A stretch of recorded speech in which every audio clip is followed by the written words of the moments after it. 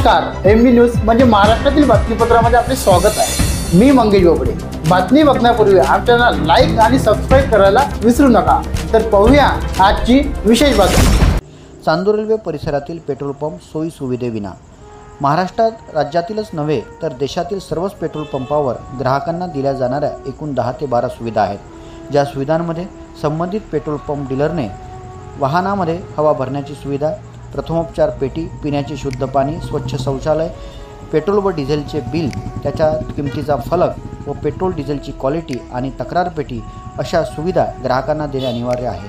या सुविधा जर सदर डीलर ग्राहकांना देण्यास असमर्थ असेल तर त्याची तक्रार संबंधित ग्राहक हा ग्राहक मंचाकडे तसेच सदर पेट्रोल पंप कंपनीकडे किंवा PG पोर्टलवर करू शकतो। अशाच प्रकार आज शहरातील काही पेट्रोल पंपावर पाहायला मिळाला आहे। या पेट्रोल पंपावर वाहनामध्ये हवा भरण्याच्या सुविधेचा अभाव असल्याचे आज निदर्शनात आले आहे।